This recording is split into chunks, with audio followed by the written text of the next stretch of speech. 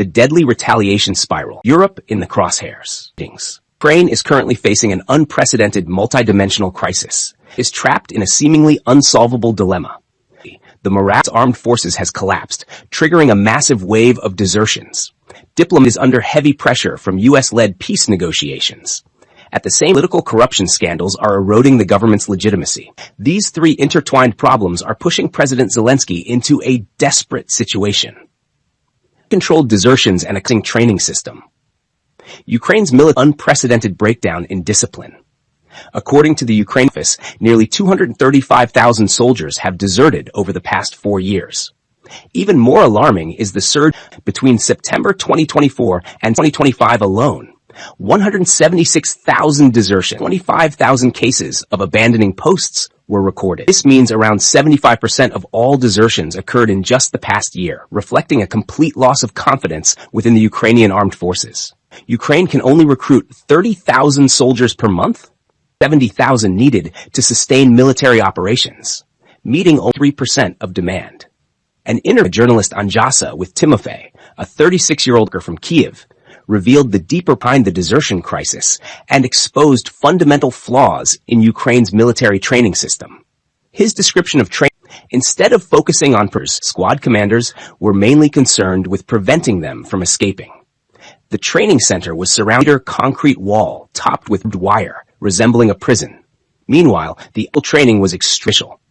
They gave me a gun. I fired once, they checked my name, and that was it, Timofey recalled. This type of symbolic training made recruits realize they would soon become frontline soldiers with almost no chance of survival. Desertion, a rational choice. The chief of the General Staff, Lieutenant General Romanenko, admitted the number of desertions was far too high. He and soldiers' mindset succinctly. Legally, it seems like a better option than the front line. Although wartime is 5 to 12 years in prison for desertion, the high casualty rates at the front make Ukrainian soldiers prefer imprisonment over becoming corpses. Reality, advances and Ukraine's disadvantages. The desertion crisis has direct and battlefield setbacks. Data shows Russian forces seized 5 kilometers of Ukrainian territory in November 2025, nearly double the 267 kilometers gained. Due to the lack of manpower, Ukraine cannot maintain adequate defensive density across all fronts, and even a single weak point can trigger a chain reaction. Importantly, this creates a vicious cycle, or shortages lead to battlefield failures, causing soldiers to lose hope and desert, furthering the manpower shortage. The military is to recruit and poorly train new soldiers, lowering surveillances and fueling even more desertions. Diplomatic, overwhelming pressure. As battlefield, Ukraine faces immense pressure from the U.S. After returning to the White House, President Trump adopted a more pragmatic approach, stating that a bad peace is better than dying every day, implying Ukraine cannot win the war. The peace plan has from the harsh 28-point plan to 19, and now the latest 20-point plan. The most controversial issue involves still controlled by Ukraine. According to Financial Times, the plan no longer requires Russia to withdraw from Donbass, it requires Ukraine to withdraw instead. The proposal would create a demilitarized buffer zone in northern Donbass. Must withdraw from the area, Russia will not station troops there, and it would be nationally recognized as Russian territory. Ukraine's constitutional red line, making the backlash against Zelensky inevitable. But would prolong the war, creating more loss, angering the United States. Another complication is Russia's frozen foreign assets. Around €200 billion of Russia's sovereign wealth fund is frozen in Europe. Last year, €1 billion in inflated interest was used to support Ukraine, but the amount is nowhere near enough purchases. Several European countries are considering an act comparable to confiscating another sovereign wealth, something not done even to Nazi Germany in World War II. Russia and Belgium strongly oppose this, creating further obstacles to peace talks. Political crisis, corruption scandals, and election pressure. Growing pressure, Zelensky's credibility is being eroded by corruption scandals. Using these scandals to pressure Ukraine into accepting a peace deal. This weakens Zelensky's negotiating position as he faces critical decisions. Pushing Ukraine to elections. In the earlier plan, Ukraine was required to hold elections within 100 days. In the current 20-point, the U.S. still calls for elections as soon as possible after an agreement is signed. International power interests of the U.S., Europe, and Russia. The crisis highlights The U.S. believes a Ukrainian victory is possible and wants to end the war quickly to refocus on China. Washington is closely watching how hard it should pressure Kyiv. Europe does not believe Ukraine will win, simply want Russia to pay a heavy price, thereby deterring future aggression. Geopolitical logic, becomes a sacrifice for Europe's security. Strategically patient. With momentum, it can continue applying pressure or negotiate from a position of strength. Zelensky's pleasant choices. Continue the war, risking even greater casualties and likely losing more territory if the conflict drags into 2026. Accept the peace, wiring territorial leading to domestic backlash, electoral defeat, and possible legal consequences. Maintain the status quo, acceptable to all sides. U.S. wants the war to end. Russia wants consolidation. Europe wants endless aid, and Ukrainians are exhausted. The deadly retaliation spiral and Europe in danger. A massive Ukrainian drone and missile attack in Moscow and western Russia on the night of December 10th raised fears of escalation. Russia claimed to have shot down 287 UAVs in one night, highest numbers in the war. Two long-range kamikaze drones headed for Moscow, with another detected approaching the region. Two plants were also struck, including the Akron mineral fertilizer plant, one of Russia's chemical facilities. The towers. RT called it desperation, as Zelensky faces pressure while his forces retreat on the battlefield. Trump later urged accept reality, sign a peace agreement, and actions. Ukraine's deep strike signals its intent to show the U.S. it can still disrupt Russia far from the front lines. He justified the attacks as reason for Russian strikes that destroyed over 60% of Ukraine's electrical grid.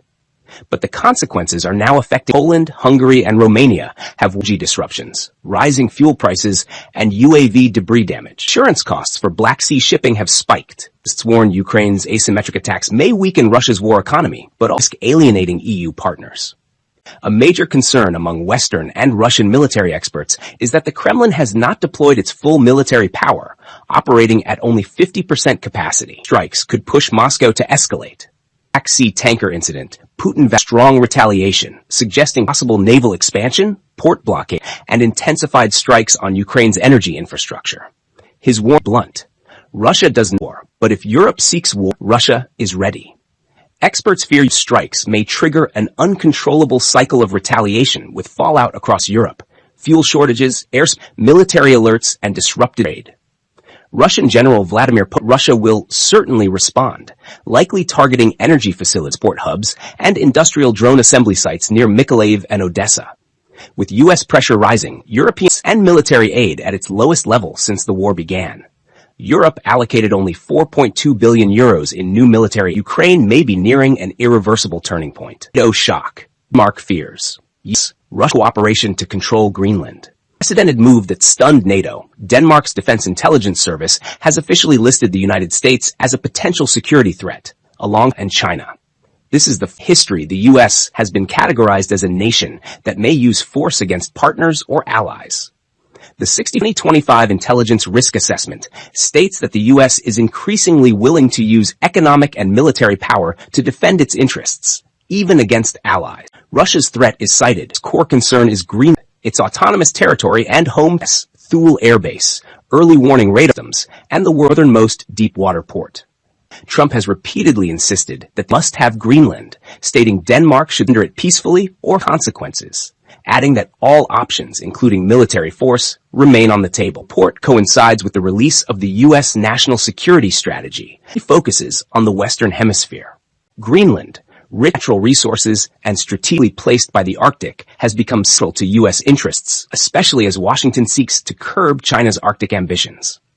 Particularly, Denmark cannot defend a trillion-kilometer square territory in the far northern hemisphere, especially one that has maintained a military presence since World War II. Vice President Fee bluntly during a visit to Greenland that Denmark had failed its responsibilities and hinted at a potential Donald Trump-style deal for U.S. control of the island. Trump later said he would not military means.